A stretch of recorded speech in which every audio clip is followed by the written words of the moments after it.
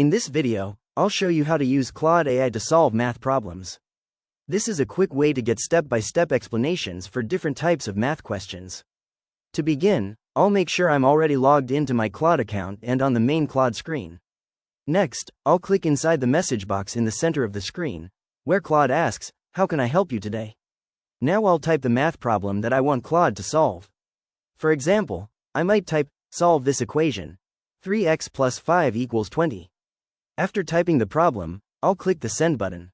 Claude will generate a step-by-step explanation showing how to solve the equation.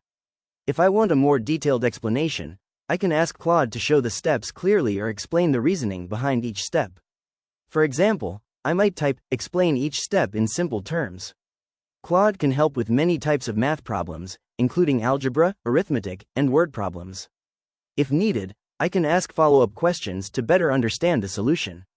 And that's it. I've successfully used Claude AI to help solve a math problem.